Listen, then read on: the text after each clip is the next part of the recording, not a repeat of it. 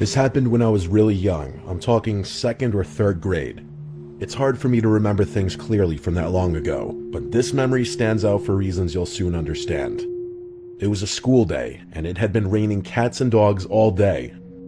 After picking me up from school, my parents left the house for some upscale events. I can't remember if it was a fundraiser or a dinner party or something else entirely. Either way, they were supposed to come back home that night, but while they were gone, the storm picked up like crazy, and it became unsafe to drive long distances. So instead of driving back home, they reluctantly decided to spend the night at one of their friends' houses who lived much closer to where the event was. I remember them calling me on the house phone and repeatedly apologizing for leaving me there by myself, even though I insisted that I wasn't even hungry and I'd be fine. My mom gave me a list of things to do before bed. Lock all the doors and windows, keep at least one house light on, make sure all the blinds were closed, typical stuff. At the time, I didn't understand why they were making such a big deal about everything. I wasn't quite old enough to realize how important it was to not leave kids my age home alone. In fact, I was actually kind of excited to have the place to myself. It meant unlimited candy and no bedtime. I obviously didn't have a TV or any kind of screen in my room, so I stayed downstairs in the living room watching TV on the couch. I told myself I'd do all that stuff my mom had requested right before going to sleep, since I was planning on staying up all night anyway. But at some point later in the night, the sugar crash got to me, and I accidentally fell asleep. No surprise there. I don't remember exactly what time I ended up waking up, but it was late enough for the TV to have gone into sleep mode, so 3 hours minimum. I distinctly remember being much colder when I woke up. Nothing too out of the ordinary. I mean, temperatures drop at night, but the difference was significant enough for me to instantly make the connection, even at that young age. I thought about just curling back up and going back to sleep, but then I remembered the list my mom had given me. Even at that age, I knew she'd find out if I didn't do it, and I really didn't want to get in trouble after she trusted me to stay home alone. So I forced myself off the couch and went to check the windows and doors. I went around and did everything she asked. Locked the front and back doors, closed all the blinds, checked the windows, even the light. Everything was shut tight, which confused me a little because the house still felt way colder than it should have. I even put my hand against a couple of the windows to make sure they weren't cracked open or something, but they were all sealed. I figured maybe the storm knocked out the heater or something, and I didn't think much more about it. That explanation made sense to me at the time, and I was so tired that I couldn't devote more energy to thinking about the heat. So I headed upstairs to my room, ready to crawl into bed and forget about it. When I got to my room, I finally realized just how bad the storm had gotten. Our living room is tucked into the center of the house, so I hadn't really been able to appreciate the storm from down there. My childhood bedroom has a big external window though, so I could hear everything. The rain was slamming against the glass like it was trying to get in, and every minute or so there was a burst of lightning followed by a deafening clash of thunder. I wasn't scared of storms at that age, but I do remember being concerned that a tree was going to fall on the house. That's probably why I had trouble falling back asleep, even though I had been dead tired not even 20 minutes prior. As I was lying there, trying to fall asleep, I started picking up on these odd sounds. Every so often, there were these weird creaking sounds, like shifting wood. Thing is, the entire floor is carpeted, so it couldn't have been coming from my room. At first, I thought it was a tree swaying in the wind, but the sound didn't quite fit. Even then, I knew the general sounds associated with thunderstorms. This definitely wasn't one of them. It started bothering me after a while. For whatever reason, it wasn't the storm keeping me up. It was that stupid sound. I couldn't take it much longer, so I sat up and looked around the room, not really sure what I was looking for. I listened, trying to drown out the sounds of the storm and focus in on the creaking. Lightning flashed, illuminating the whole room. Everything looked normal, but my eyes were drawn to the only wooden thing in the room, the closet. The room went dark again, and I sat there perfectly still. About a minute later, lightning flashed again, and my room was once again lit up for just a split second. And in that split second, I saw something that made me choke. The closet door was slightly ajar. It had been closed before, I was 100% sure of it. Something had opened it. There was something in my room. I didn't scream, I didn't speak, I didn't even think. I just got out of bed as quietly as I could and walked out of the room. That walk from the bed to the door felt like a 500-mile, 5-year journey. I immediately went downstairs and hid under the dining room table. Then, and only then, I started crying. I didn't know what else to do. There was someone in my house, in my room, and my parents were too far away to help me. I'm not sure how long I stayed under that table, but at one point, I heard footsteps walking down the stairs. I held my breath, knowing that any sound I made could have ended my life. They weren't normal footsteps. It sounded like whatever it was jumping and pinballing down the stairs. The footsteps got closer. They were approaching the dining room table like they knew where I was hiding. I can't tell you how scared I was. I really thought I was gonna die. And then, from under the table, I saw them. I couldn't see their upper body, but two bare feet walked into view. Two nasty, wet, and muddy legs that were tinted yellow. I couldn't tell if they were male or female legs. That's how gross and almost disfigured they looked. There were cuts all over their legs, like they had rolled around in a thorn bush. They were also stumbling, like they were struggling to even stand upright. And just as I thought it couldn't get any worse, they dropped something. It was a wrench. It clattered against the floor, and I'm telling you, it took every fiber in my being to fight back a scream. If that person bent down to pick the wrench up, they'd definitely see me. With wide eyes, I watched as that person stood still, not picking up the wrench, but not walking away either. It felt like a standoff, where any wrong move could end my life. Eventually, they finally continued walking, and I couldn't see them anymore. I listened as the chaotic footsteps stomped and stumbled around my first floor for what felt like an eternity. And then, finally, the front door opened and shut. They were gone. I stayed hidden under that table for a long time after that. Part of it was fear, but another part of it was what I can only describe as trauma. I just remember being shaken and scared. I was at the ripe age where I understood how dangerous the situation was, but not old enough to know how to deal with it. The rest of the night was kind of a blur. I picked the wrench up off the floor, not wanting my parents to find it the next morning. After making sure the front door was locked, I slunked back upstairs, crawled into bed, and fell asleep. Everything went back to normal after that. For whatever reason, I was terrified to tell my parents.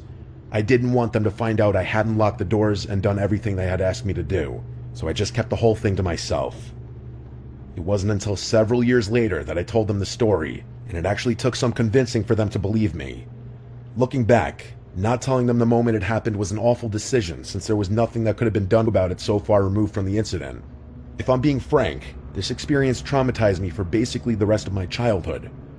I slept with a nightlight from then on, and I developed a fear of the dark that didn't go away for a long time. I still have trouble explaining what happened that night, but I learned my lesson. Lock your doors at night.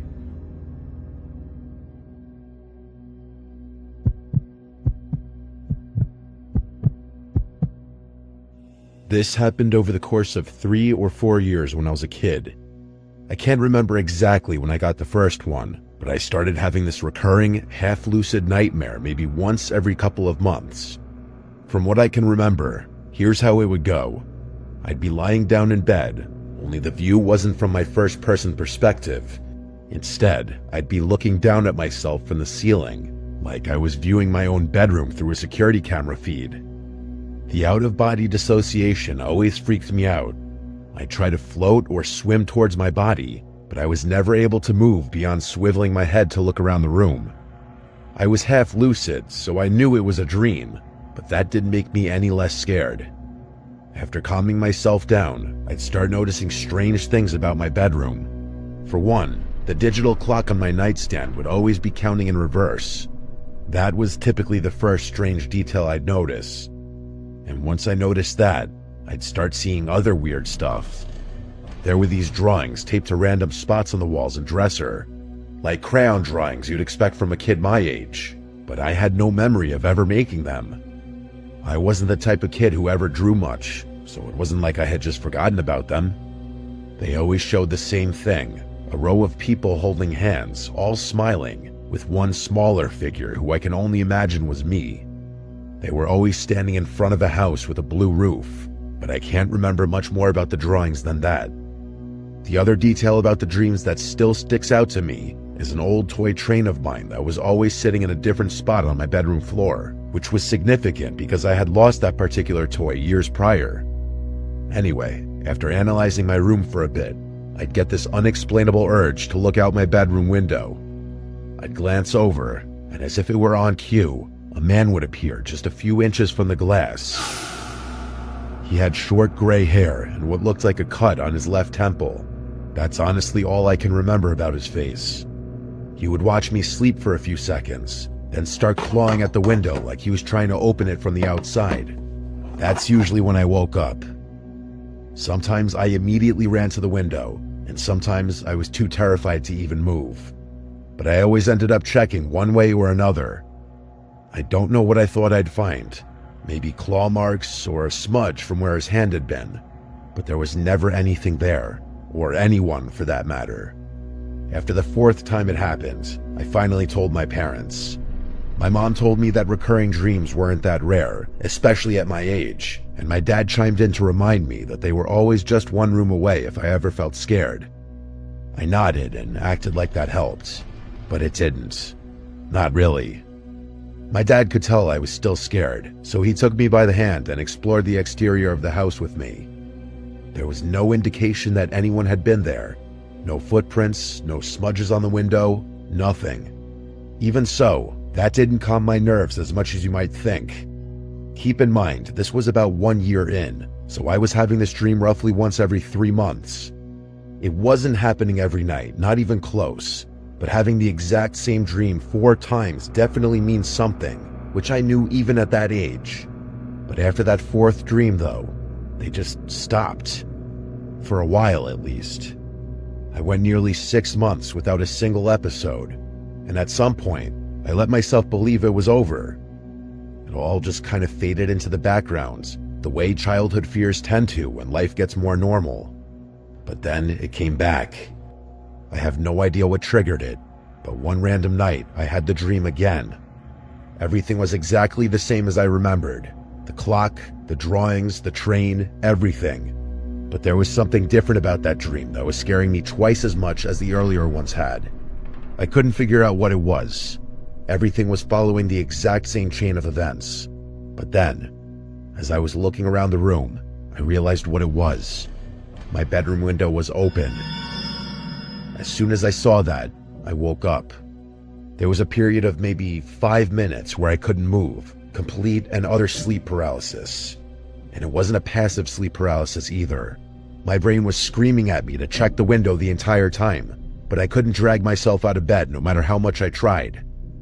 On top of that, I felt significantly colder, as if cold air was blowing through my bedroom window, which I was convinced was wide open. Those 5 minutes were unlike any kind of fear I have ever experienced. All I could think about was how that man was moments away from climbing through my window, yet there was nothing I could do about it. When I finally regained control of my limbs, I forced myself over to the window, confirming that it was locked. I couldn't fall back asleep that night. I was too scared. I'm not sure how I was even able to function the following morning. Another couple of months went by, but I wasn't going to be fooled again. Every night before I went to bed, I thought long and hard about the dream in an attempt to brace myself for having it again. I'm not sure if this logic tracks, but I was hoping that keeping the dream on my brain would help me not get too scared should I have it again. To my surprise, that technique actually worked. The next time I had that dream, I wasn't even half as scared.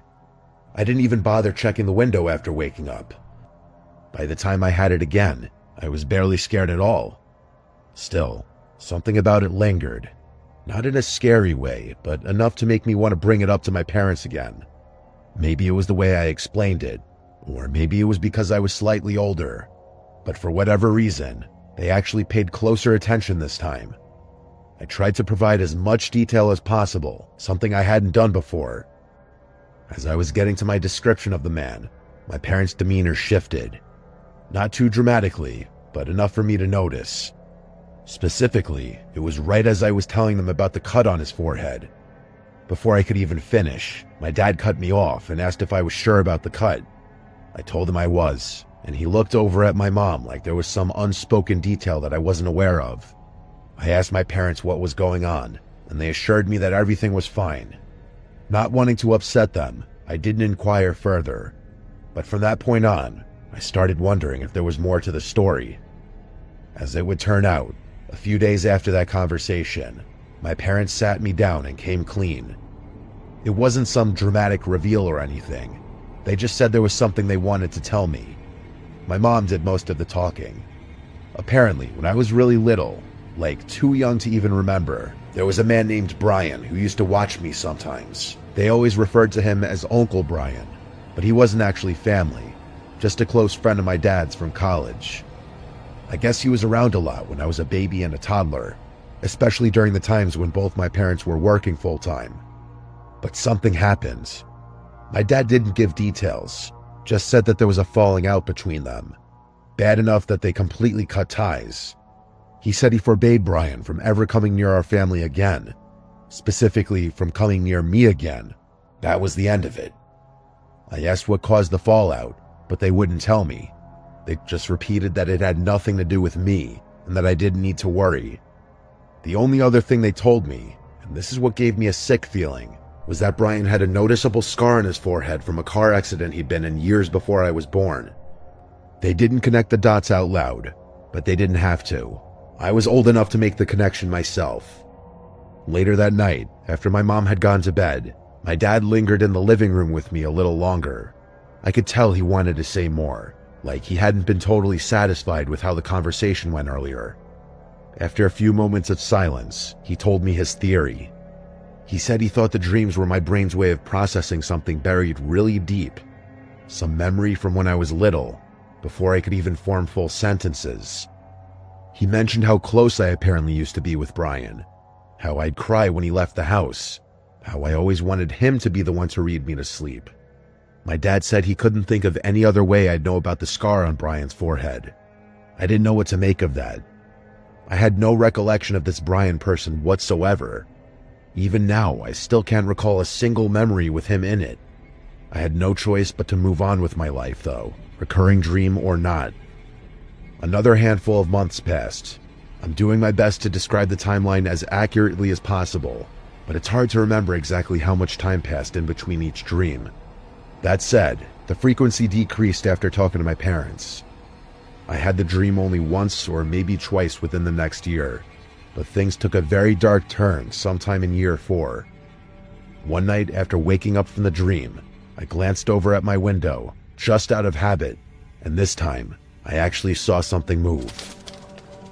It was just a flicker, but I was 100% sure something had just moved from right outside my window, and just like that, all the fear I had spent years trying to prevent came rushing back. It was actually worse. I jumped out of bed and screamed for my parents, who took me very seriously. My dad sprinted outside in his bare feet while my mom held me tightly. Eventually, my dad came back and started whispering stuff to my mom. They told me to stay put while they called the police. I listened to them and stayed in their room, although I don't remember ever hearing any sirens or other voices besides theirs that night. My dad insisted everything was fine and that the police were going to take care of things. The next day, he confessed to me that he had seen what he thought were extremely faint footprints underneath my bedroom window. I asked him if he thought it was Brian, and he said that was impossible, since they had moved and Brian didn't know where we lived. My dad promised me that nothing bad was going to happen ever, and he would turn out to be right. I never had that dream again. My parents don't like talking about this incident, and I can see why. I'm still yet to get a straight answer out of them, but I've since stopped trying. What I can't wrap my head around is the sickening thought that every time I had that dream, there really was someone outside my window watching me. Was it really plausible that someone had been periodically stalking me for 4 years? It doesn't track, and I can't decide what's scarier. If it really was Brian watching me, or just some complete stranger that my brain associated with him for whatever reason. And who knows how that somehow got translated into my dreams. I've done research, and I still don't even know how that would be possible. Maybe he was making a noise or something, and my brain picked up on it. I really can't say. What I can say is that I'm 95% sure my parents never called the police that night. That's something I will likely never get an explanation for. I'll most likely never get any answers regarding this experience since it happened so long ago. But if I do, I'll send an update.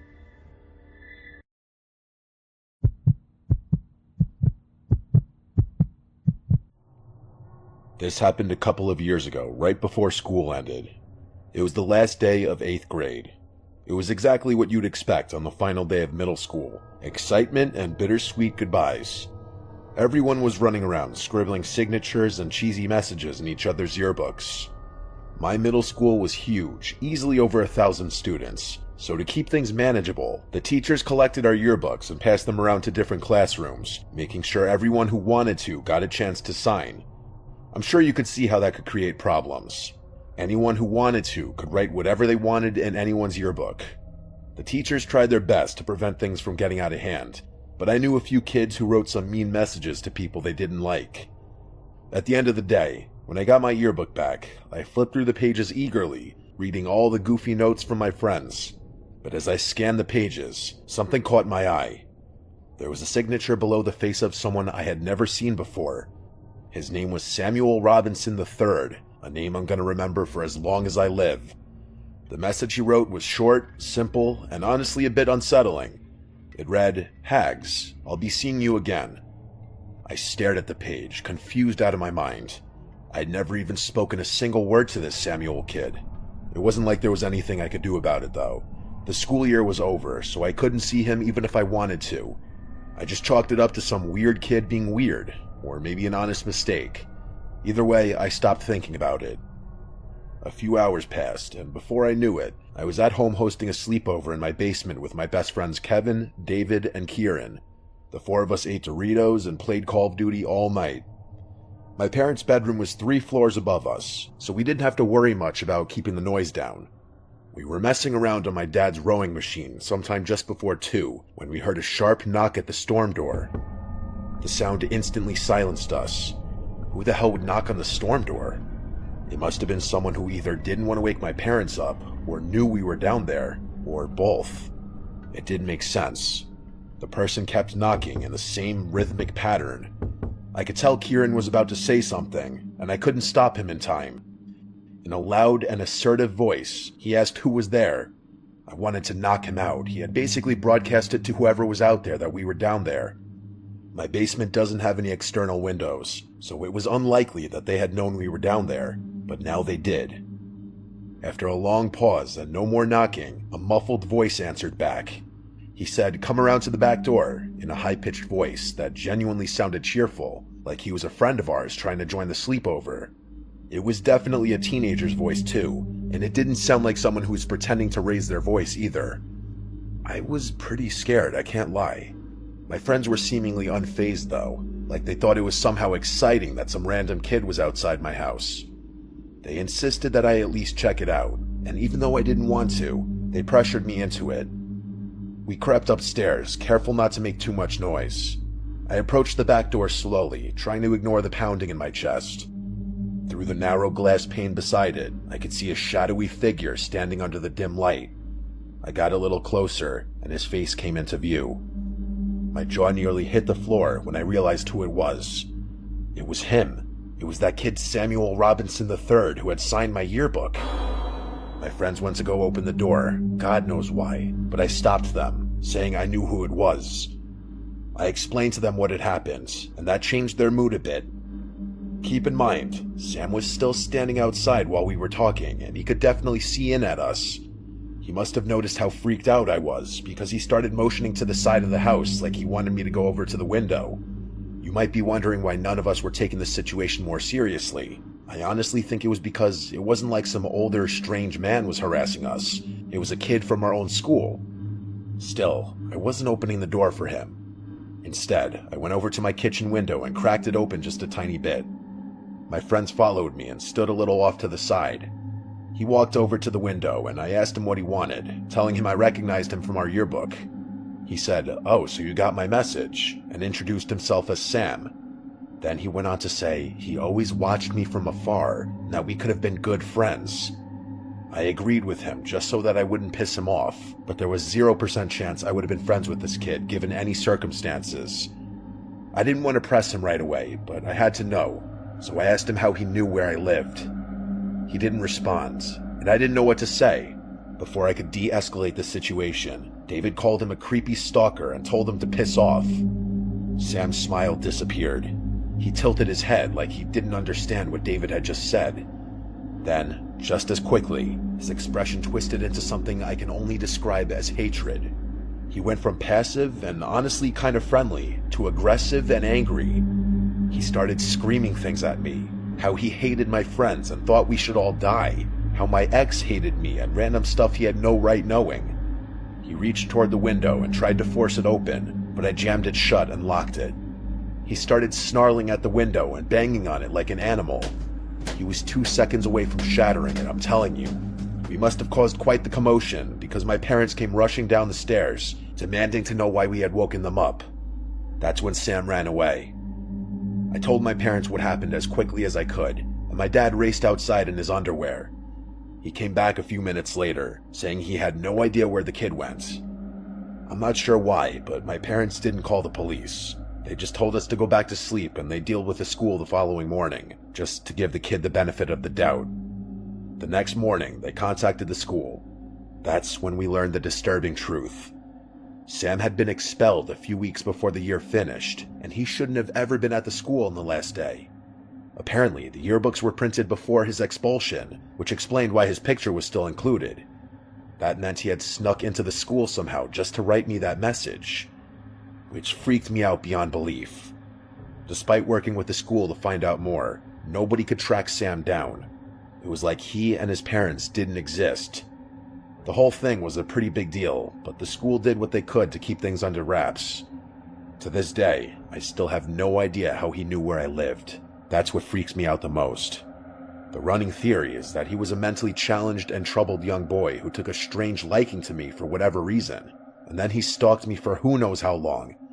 My parents were worried for weeks. It's something we don't talk about anymore because it's just uncomfortable, but living in that same house has never felt the same ever since.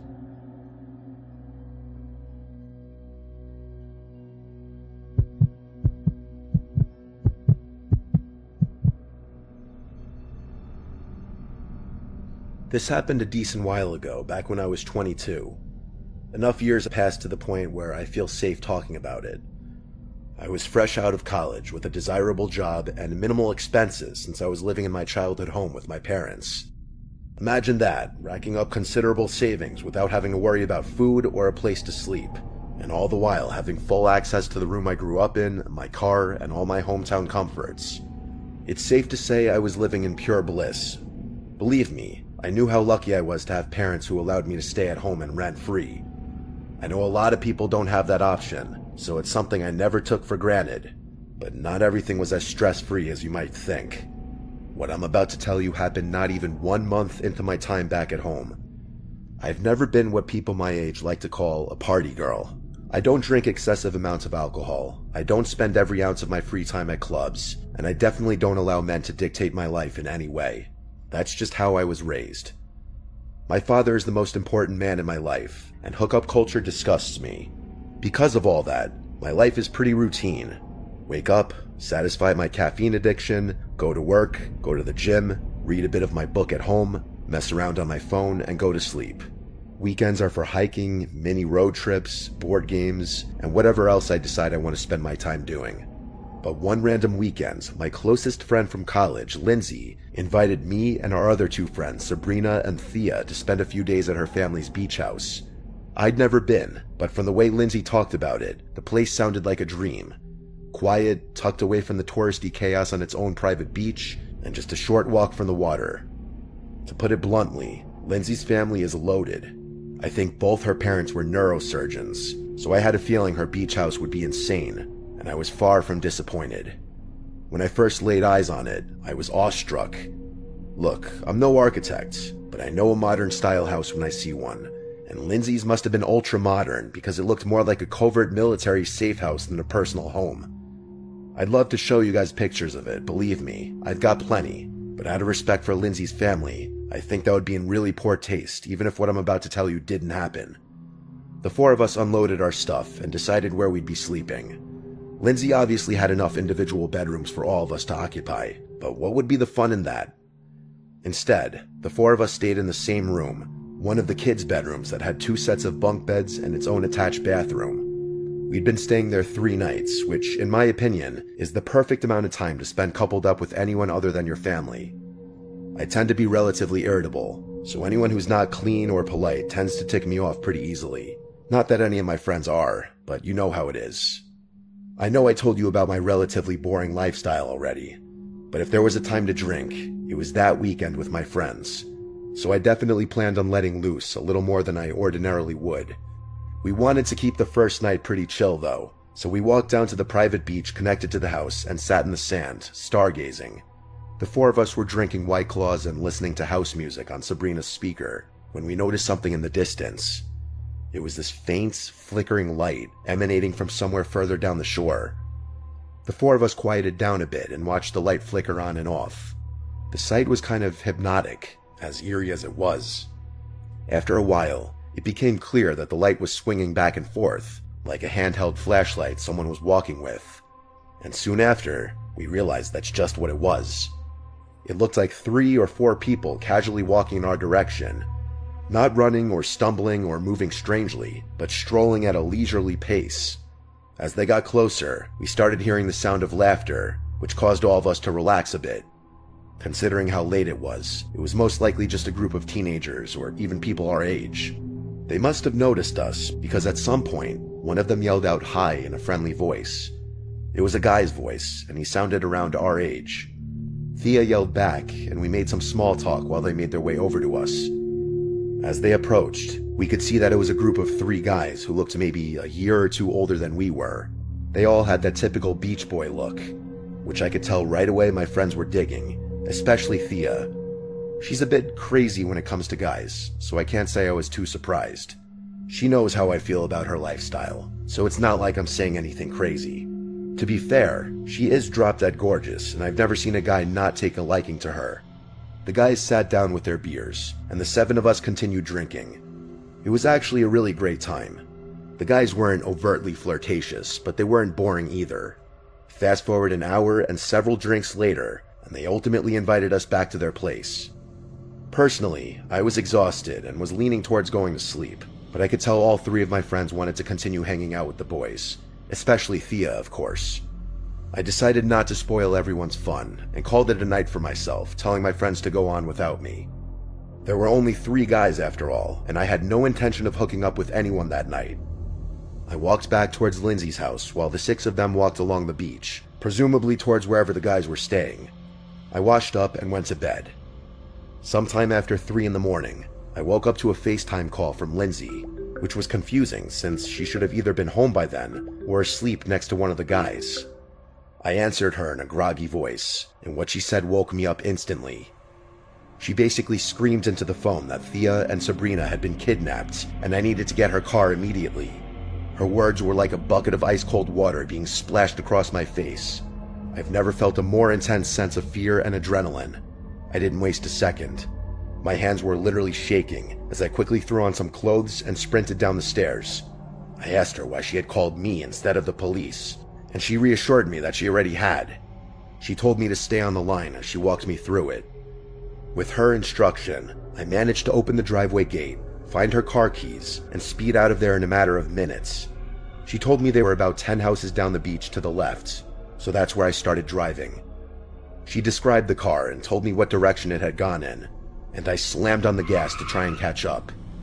There wasn't a single car on the road, and I was driving at an insanely unsafe speed. It was a miracle I didn't get pulled over. After a few minutes of driving, I noticed a car matching Lindsay's description driving slowly in the distance. Then I hung up the phone, called the police, and told them exactly where we were. The dispatcher told me to keep my distance so as not to alert them to the situation, so that's what I did. After what felt like forever, I spotted cop lights up ahead. The car ahead of me didn't try to evade the police. I can only imagine that they assumed it was an unrelated stop. I pulled the car over and watched everything unfold. It was pure chaos. The cops forcibly removed all 3 men from the SUV at gunpoint. They put them in cuffs and escorted them back to one of the cruisers.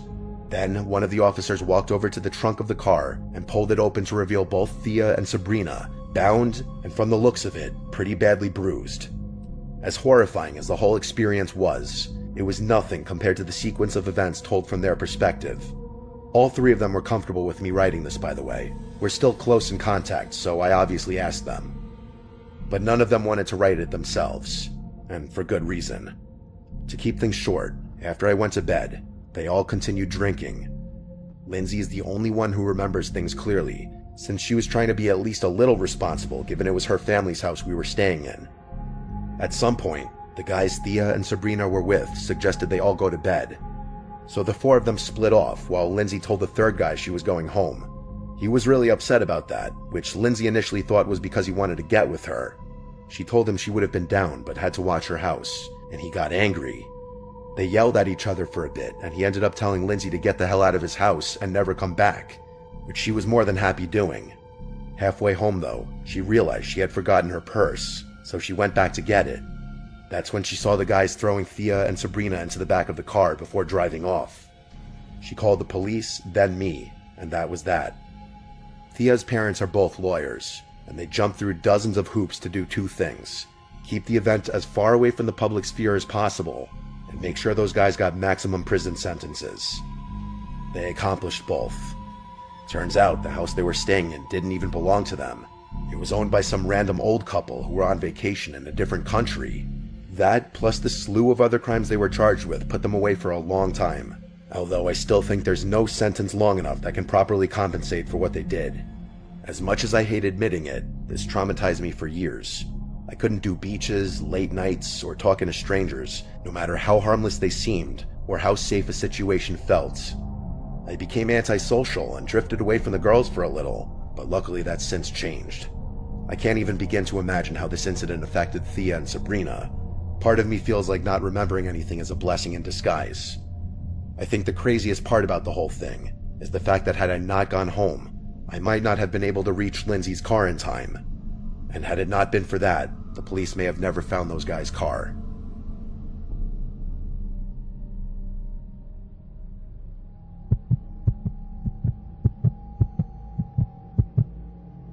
This happened just last year. My buddy Jimmy is pretty involved and well connected within the music community. By music community, I'm more specifically referring to the dance/electronic music scene all along the East Coast, predominantly New Jersey and New York. It's actually pretty impressive what he and his team have been able to accomplish in just 2 years. The general gist is this: their company hosts what they call events at high-profile venues, typically the most well-known club or party space in whatever city they happen to be in. Then they outsource the talent, which, mind you, is typically a very well-known and sometimes borderline famous DJ. I'm not too involved or invested in that scene, so I'm not exactly sure who they've gotten to perform, but I will tell you that there have been some huge names in the mix. But enough context. Jimmy and I go way back. I'm talking 20 plus years. I've basically known him my entire life, and he's been my best friend for damn near most of it. Because of that, he lets me, along with a bunch of our other hometown friends, come to his shows for free and hang out with the talent in the VIP section. It's actually really cool, and something I wish I expressed my gratitude for more often. Jimmy was scheduled to host a huge event the weekend of July 4th on the Jersey Shore. It was going to be their biggest one yet, and all our mutual friends were going. Jimmy invited me to come down early with him, and I obviously obliged. The two of us made the hour-and-a-half drive with our other friend Ryan, and we found ourselves at the venue a good 4 hours before the doors opened. Ryan and I didn't have much to do while Jimmy and his team set up, so we decided to get a bit of a head start on the alcohol consumption. Jimmy and his team were entitled to as much free booze as they desired, compliments of the venue, and Ryan and I definitely took advantage of that. By the time the first DJ started his set, Ryan and I were more than a little buzzed, to put it mildly. It was 4th of July weekend after all, so we felt like our degenerate activities were justified. Fast forward a couple hours, and Ryan and I were completely wasted. I honestly don't remember a time since then when I was that drunk, not even close. Don't get me wrong, Ryan and I are grown men and we can handle our alcohol. Throwing up, making fools of ourselves wasn't the issue though. It was genuinely just the problem of having lower impulse control and worse decision making. But either way, we were having a great time, at least from what I can remember.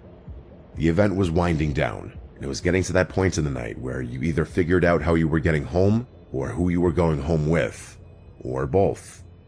Jimmy had rented an Airbnb really close by and promised both Ryan and I a bed, so the first issue wasn't a concern. The second problem, though, that was what was on my mind. The two of us danced over to the bar and started talking to some girls we found attractive, and before long, we had figured out who we were going to spend the rest of the night with. Neither of us are Calvin Klein models, but we're both above 6 feet tall. For whatever reason, the vast majority of guys who hang around the Jersey Shore are usually shorter than average, so being tall is an even bigger boost than it usually is. And for whatever reason, that seems to be the main attribute most girls on the Jersey Shore seek out. Not looks, not build, not intelligence, but height. Don't ask me why. The Jerseyan female mind is still something I have yet to comprehend. I'm probably botching their names, but I'm fairly sure the two girls introduced themselves as Gianna and Marcela. Us meeting them coincides with where my ability to recall events precisely becomes a bit hazy, so there may be gaps in the story from here on out. From what I can remember, it was actually Marcela who suggested we all leave together and continue to party elsewhere, which Ryan and I weren't going to argue with. Gianna handed the two of us a drink and insisted that we get on their level before heading out, even though we had both probably consumed the fluid equivalent of her body weight in alcohol already. I know that whole dynamic. Girls getting guys drinks sounds a little unorthodox, and it is, but these girls were clearly wealthy given how they were dressed. After downing the drinks, the four of us started moving towards the venue's exit. The moment we stepped outside, Marcela suggested we go back to her place, which was pretty close by, and also right on the beach. Her saying that actually surprised me a little. I was fully anticipating going back to our Airbnb, considering the guys were usually the ones to host in situations like this. But both girls insisted that Marcela's beach house was definitely nicer than whatever inland Airbnb we found for the night. She had a point, so I didn't argue, and neither did Ryan.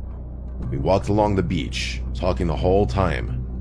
The girls seemed really intelligent and knowledgeable based on the conversations we had, and I remember finding it so refreshing to talk about something other than nightlife and whatever other garbage I'm used to talking to girls about for once. Not just girls, drunk people in general.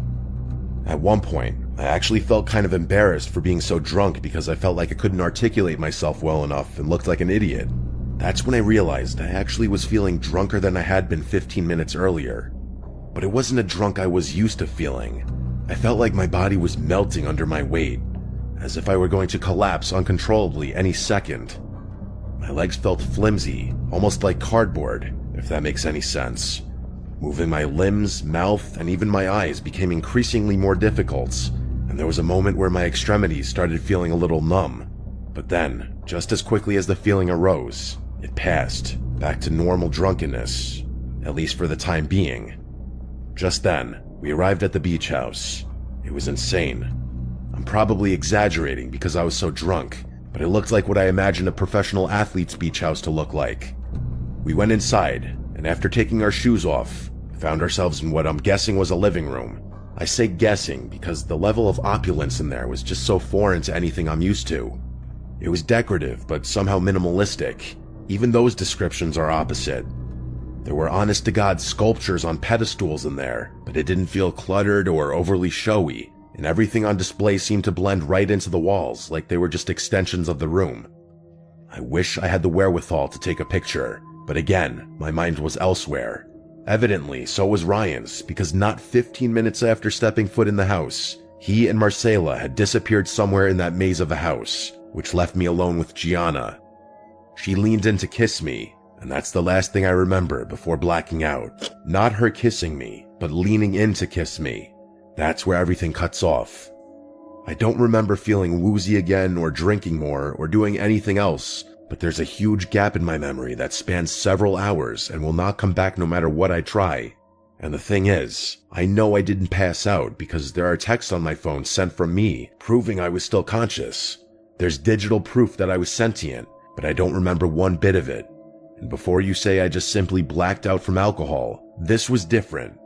I rarely ever black out, but all the times I have, I can still remember bits and pieces of the night, scattered moments here and there, enough for me to string together a continuous sequence of events at the very least.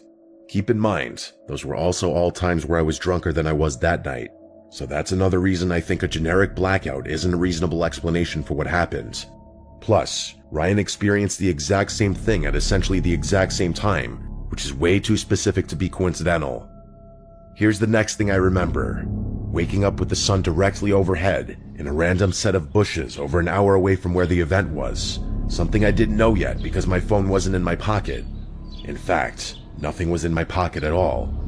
Both my wallet and keys were gone, but it gets worse. It wasn't even my pocket to begin with. I was wearing someone else's clothes, and not Ryan's either, a complete stranger's. The only personal belonging of mine I still had in my possession was my shoes, and even those were messed up. Both shoes had the shoelaces removed and were soaking wet. My head was pounding, and everything felt disoriented, like I was waking up from anesthesia. I didn't even sit up right away. I just stared at the sky for a minute, trying to make sense of where I was. Bushes, someone else's clothes, no wallet, no phone, no keys. Based on my shoes, it was like I had been in the water recently, but I didn't smell like salt water or chlorine. The worst part about the whole thing was the blankness. I genuinely couldn't remember anything past Gianna leaving, like I already said. That's when the panic started to creep in. I wasn't just hungover, I was scared. I had no idea how I got there. What if I'd gotten into a fight or crashed a car? What if someone drugged me? I didn't have a single point of reference for the last 10 hours. I stood up and realized there wasn't a single landmark around me. It didn't look like a beach town, which also scared me. The road ahead just curved into more trees, but just across the street, maybe a few hundred feet away, was a 7-Eleven. It was genuinely the only thing in sight, so I headed straight for it. I asked the guy behind the counter if I could use his phone, telling him that mine had been stolen. He stared at me for a second, probably debating whether or not I was trying to scam him, but then he slid it across the counter. The first number that came to my mind was my sister's. It was the only number besides my mom or dad's I still memorized, and there was no way in hell I was calling my parents. My sister picked up right away, and I tried explaining things the best I could. She ended up giving me Ryan's number, which I ended up calling several times, but to no avail. That's when I started wondering if what had happened to me happened to him too. Drugged, robbed, dumped in some random bushes an hour away. I was just about to call the police, when what do you know, Ryan walks into the same 7-Eleven. We just stared at each other for a second before dabbing each other up. He then told me his version of things, and you guessed it, it was the same story, damn near exactly. That sealed it for us. We called the police, making sure to thank the 7-Eleven worker profusely. Fast forward a few minutes, and we're now recounting our story to the police outside the store. To their credit, they took everything we said seriously, at first. But the more we told them, the more their questions started turning. Were we sure we didn't just drink too much? Maybe we wandered off and passed out somewhere. They weren't accusing us outright, but it was clear they weren't entirely convinced something criminal happened. I told them it was unlikely we would have drunkenly wandered into a town an hour away by foot, and I don't think they liked that remark very much. I gave them my sister's number and asked them to call her. She was already tracking my phone through Find My iPhone. To all of our collective surprise, my phone was showing up in the middle of a parking lot a few minutes' drive away. The officers agreed to drive us, and sure enough, both our phones were sitting on the pavement next to each other. While it was great to have my phone back, that only affirmed the police's theory that we had just been drunk. They started saying that we probably hadn't even been robbed, that we had lost our wallets the same way we had lost our phones. We tried convincing the police to check out the house Marcela brought us to, the one she claimed was hers, but they weren't having it. They told us we were probably just too drunk and didn't remember things correctly. One of them even said, "It happens more than you think." Then they gave us their cards and told us to call if we remembered anything else. It was actually shocking how reluctant they were to even connect us to other officers that would be willing to help. They told us to find a ride home since our phones were still charged, and they just left us there. After they left, I went through my phone for the first time, and things got even weirder. There were texts sent from me to a ton of people I knew. Jimmy, my parents, a few coworkers, even some girls I had been talking to. All normal sounding stuff. Stuff I might have said if I had actually had a calm, coherent night. The texts genuinely sounded like me, but from a continuity standpoint, they didn't make any sense when considered all together. One message to Jimmy thanked him for the event and said we'd crashed at a buddy's place. One to my dad said we were safe and had found a couch to sleep on. There was another to a girl I'd been texting that just said something casual, like I was hanging out at home and thinking about her. None of those texts made any sense, and mostly contradicted each other. I realized I had a ton of missed calls and texts from Jimmy, so I called him. He sounded relieved to hear from me, saying he thought Ryan and I had died or something. He told us to stay put, he'd come pick us up. In the meantime, Ryan and I canceled all our cards, but interestingly, none of them had been used, despite the likely fact that they had been in those girls' possession for several hours. The entire ride home, we talked non-stop about what could have happened. None of it made any sense. Yeah, we had been drugged, that much was clear, but that didn't explain things. First of all, I don't know of any kind of roofie that has those effects, like an induced blackout. Everything I've read just said those drugs make you fall asleep, but again, I was conscious, as the texts confirm. Plus, why go to such lengths just to rob two random guys? Especially if you weren't going to at least even attempt to use their credit cards. Two guys who walked up to you, no less. And in such a risky place, too, your own house. Or was it a house they had broken into? Both were equally risky. Jimmy thought we had been targeted, but like I just said, we had been the ones to approach the girls, so we couldn't have been targeted. And all this isn't even mentioning how or why we miraculously found ourselves in a random town an hour away wearing other people's clothing. As crazy as it sounds, both Ryan and I checked ourselves for incisions, thinking maybe some of our organs had been harvested, but there was nothing.